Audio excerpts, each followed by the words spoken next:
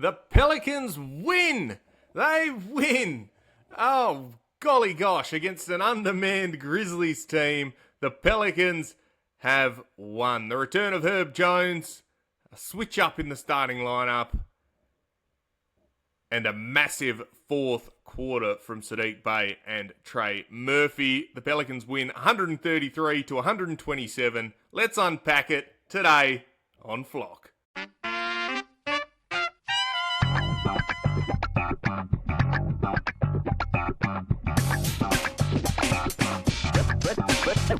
Ready?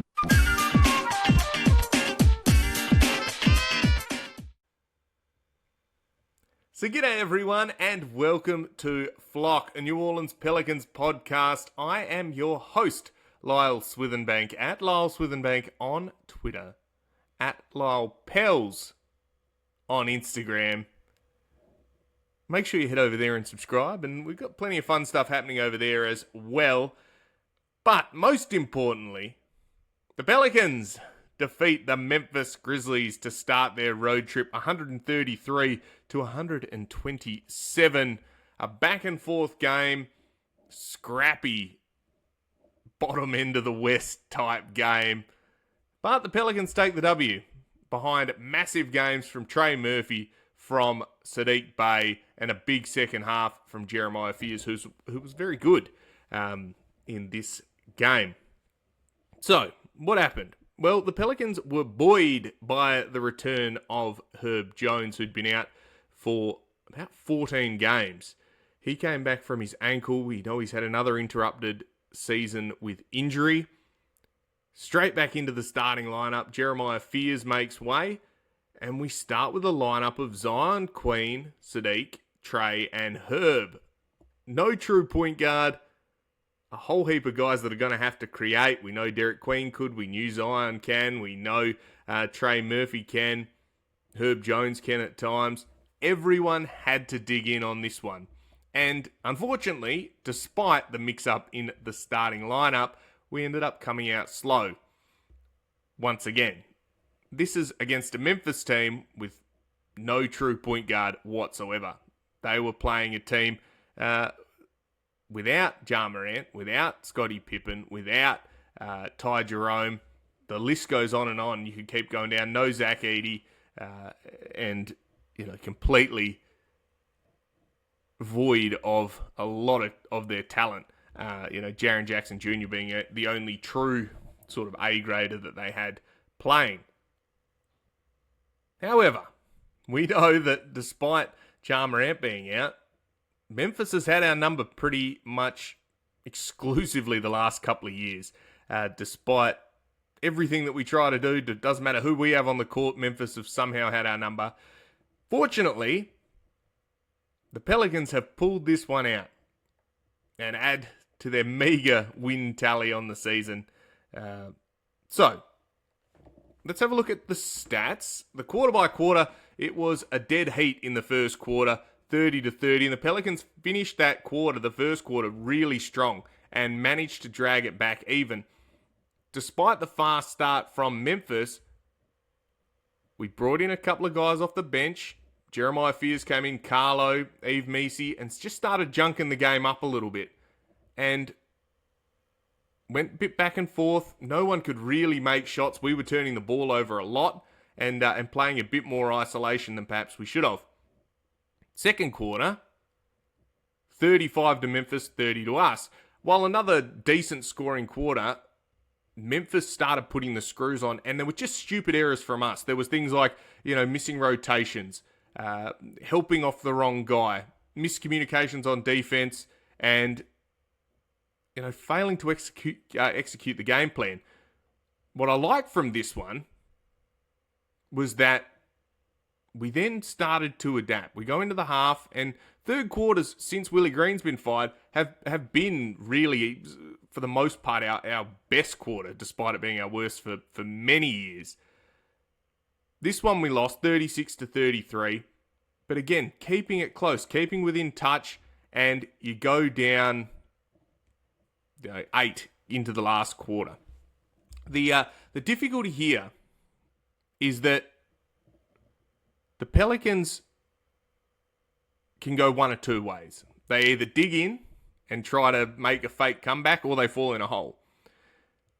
This one, they started getting on a run.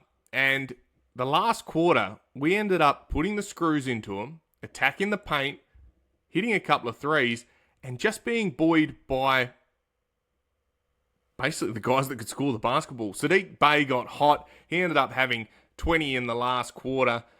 Trey Murphy continued his great form and really led us home. And that's what you want from your stars.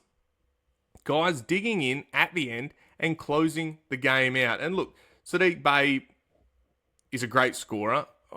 Probably overstepping saying he's a star, but he's a fantastic scorer. And when you have guys going, riding the hot hand and putting those guys that have it going in a position to continue to do so is exactly what we wanted to do and what we've been crying out for years. And tonight they put it together. On paper, the Pelicans should have hosed Memphis. We had a full side. DeJounte Murray was the only, absentee, and he hasn't played all year and half of last year, or 3/4 of last year. But closing this game out, 40-26, 133-127, I'm stoked with that. There was plenty wrong with this game, but sometimes you just got to win ugly. And being comfortable with just doing the same thing, and Antonio Daniels has talked about this a few games ago, is be comfortable with being boring. And it's an old Greg Popovich trope that if you just do the same thing and it's successful, just continue to do it. And that's what we did in that fourth quarter. You just gave it to Saddiq Bey, you gave it to Trey Murphy, you kept hammering it home in the paint, they kept fouling, and you converted your free throws. And that is all I can ask. Zion was the same. We were aggressive getting downhill. Yves Missi again, aggressive getting downhill. Derek Queen, the same. Attack the paint, put the pressure on these players, and be shot ready. Continue to move the basketball, and I thought we were better at that today. So, let's have a look. Field goals, we had 99 attempts, they had 92. We shot 46 of 99 to 45 of 92. 46% for us, 48 for them. 13 of 36 from 3 to 18 of 47 from 3 for them. So, still beaten by 5 at the 3-point line. 15 points, but you made it up by attacking, getting free throws, and the like. Free throws, 33 attempts, made 28 of them, 84% to 19 of 22. Again, you have 36 3-point attempts versus 47. You get fouled because you attack the paint. Jaren Jackson Jr. is the second highest foul giver in the whole league. Attack him, he'll foul you. There was plenty of these reaches that weren't even called that, we could have had even more free throws. But when you get there, you got to make them. And Trey Murphy was exceptional at that tonight. I think he was perfect at the line. Assists, 29 to 34 in favour of Memphis.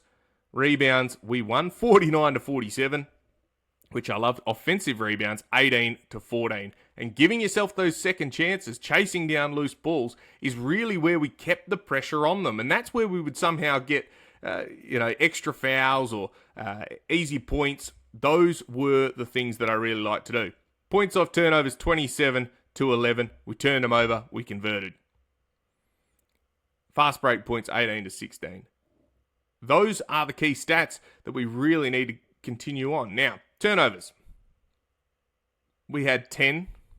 They had 19. And to have 10 turnovers when you had 4 in the first quarter, that to me shows a bit of discipline. It shows that you actually start to care and take care of the ball. If you don't turn the ball over, you don't get easy baskets against you. In this one, they had 19. We turned it into 27. I love that.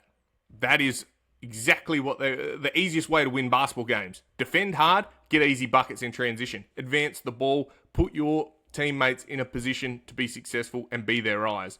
Derek Queen's great at it. Trey's great at it. Jeremiah's very good at it. Zion. And leaking out, Saddiq Bey got a couple of those easy dunks. There was one blown by Derek Queen right at the end of the game because he sort of relaxed. Those are important stats and important points to remember, that if you can do that, you can score easily and you don't have to use any energy. They've all got to come down the court and bring the ball back up your way. So, let's go to the box score. As I said, starting lineup was Saddiq, Zion, Queen, Trey, Herb. 31 minutes for Saddiq. He had 36 points, 4 rebounds, 4 assists and a steal, 13 of 20, 6 of 9 from 3, hit his 4 free throws, no turnovers. He was a +5 on the night. I thought he was great. Particularly when crunch time hit, he was the important factor in keeping the scoreboard ticking over. Every time Memphis started to get their tails up and get moving, Saddiq Bey would hit another shot, keep that pressure on, and stayed in rhythm. And the guys were good at finding him. Even on some of the broken plays, it ended up with Saddiq. He made the most of it. We know he can score the basketball. We are a better team when Saddiq scores the ball. And I love it. So, Zion, 33 minutes, 24 and 11 rebounds, 4 assists, 2 steals, 1 block, 9 of 17. If you had him in fantasy, man, you'd be stoked with that today. 6 of 11 free throws, only 1 turnover. He was a +12. Zion attacked the paint. He got 11 free throw attempts. Yeah, okay, he missed 5 of them. I get that. But he's getting there and putting pressure on the defense. And that is what I like to see. Get downhill, get aggressive. In this one, 17 shot attempts. There's been games recently where he's getting like 10, 12, 13. Attack the paint. Give him the ball. He's your best player. So I really like to see that. Derek Queen, 26 and a half minutes. 8 points, 9 rebounds, 5 assists, 3 steals. 2 of 8 shooting. Hit his 4 free throws. Had 4 turnovers. Still a +7. And it was his ability to create. It wasn't his best game. He was manhandled by a couple of bigger guys in Landale, in Jaren Jackson. But a lot of his great things came on the defensive end, sliding his feet. He got Jaren Jackson to throw him out of bounds at one point. He was, there was a charge that he drew in the last quarter that absolutely should have been called. They just gave it a no call. There was plenty of things to like from Derek Queen beyond what the box score did. And when you're still getting 8, 9, and 5 and 3 steals from a rookie that's playing 26 minutes, I'm pretty happy with that. And he was drawing players in. Guys couldn't relax on him because they know that they would get cooked. There's still decision-making issues that he will continue to learn, how to get guys out of position, how to put himself into position to be successful. That's still coming. But I really liked what he did tonight. Trey Murphy, who has just gone from strength to strength. Slow start to the season, as we know. He is cooking now. 32 points in 36 minutes. 3 rebounds, 3 assists, 3 steals, 9 of 15, 2 of 7 from 3, 12 of 12 from the free throw line. A whole heap of and ones. I think he had 3 of them. Only 1 turnover, +6 on the night. Trey looks bigger. He looks stronger, and he looks composed. He knows that guys are going to be grabbing at him, that they're going to be holding on to him, that they're going to be slapping the living daylights out of him, and they're not going to get calls.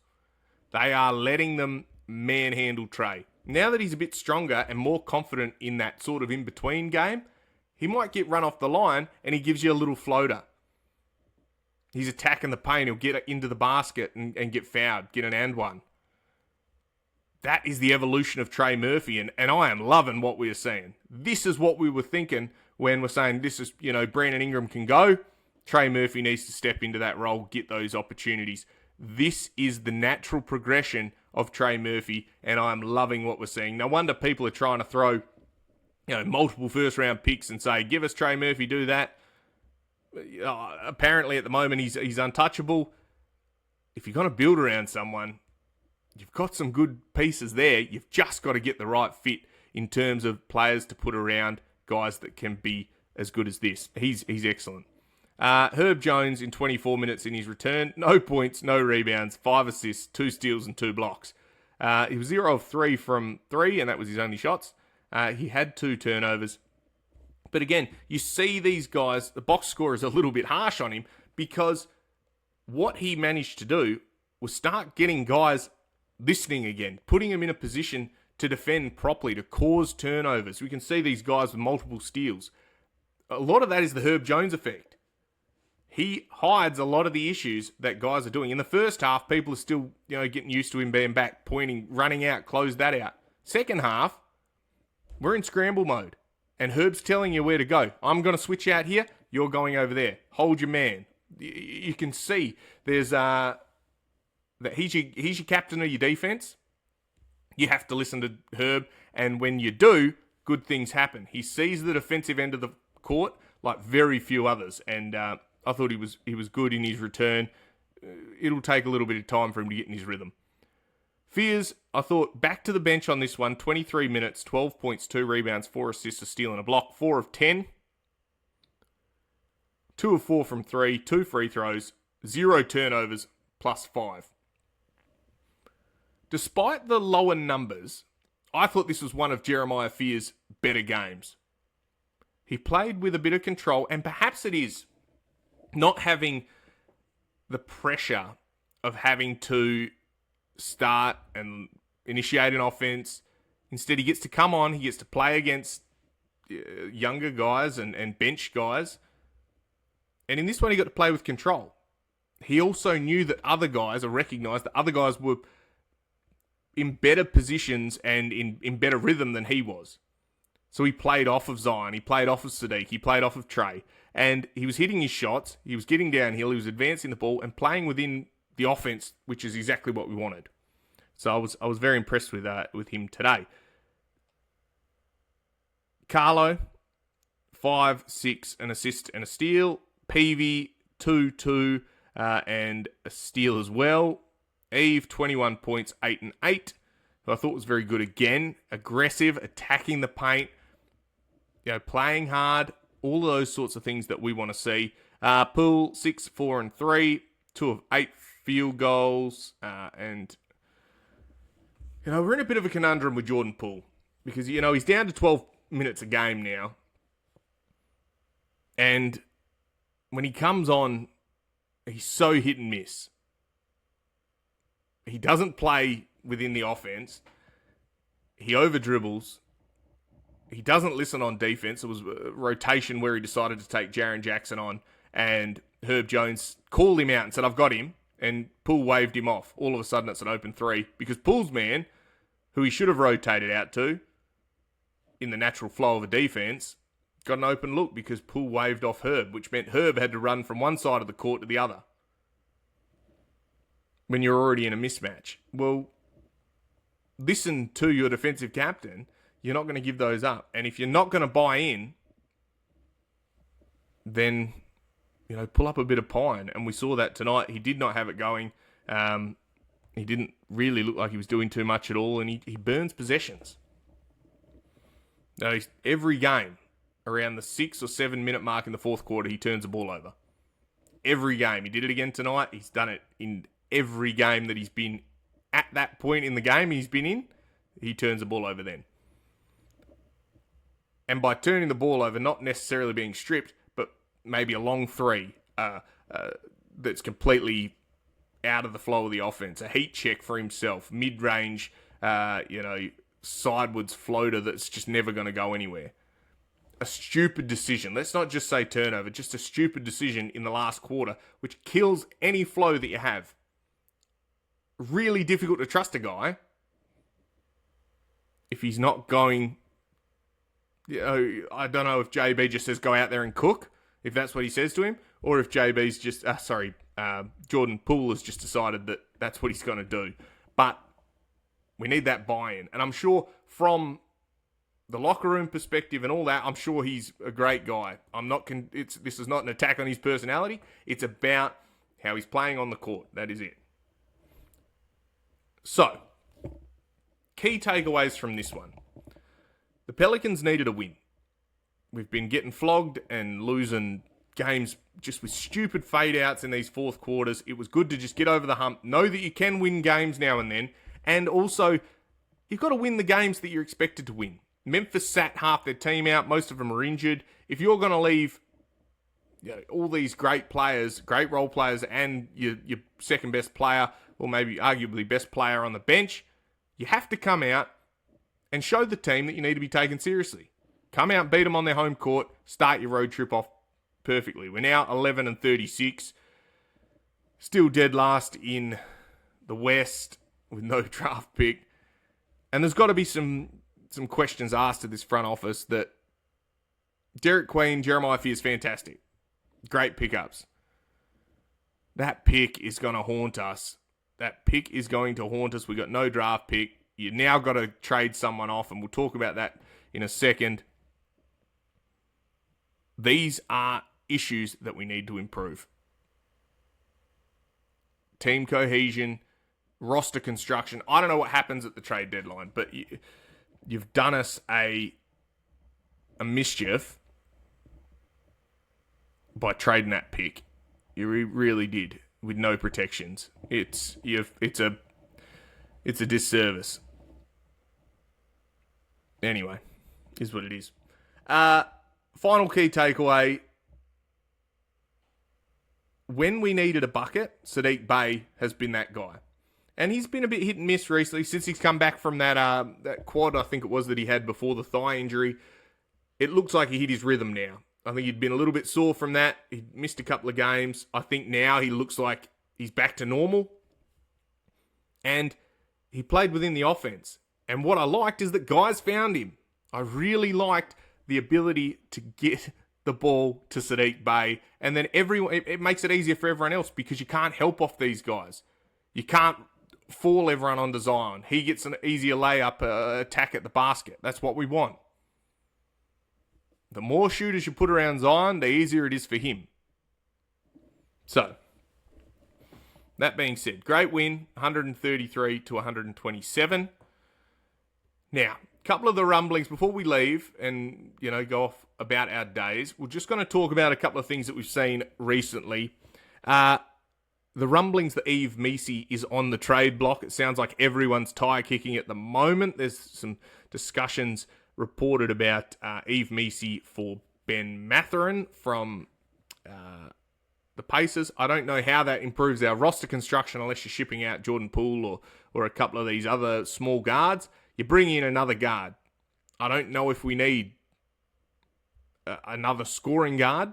I think we need another lead guard. And so unless you're getting off, DeJounte Murray's contract or you're getting Jordan Poole out of there, I don't understand why you would get rid of a young center who's about 6 months older than Derek Queen, who's actually starting to show some things coming together in his second season, for a guy that you're about to pay, that you're going to have to pay, who hasn't really done too much. Is there a high upside? Sure, but are we just getting a Cam Thomas type player, a Jordan Clarkson, or a younger Jordan Poole?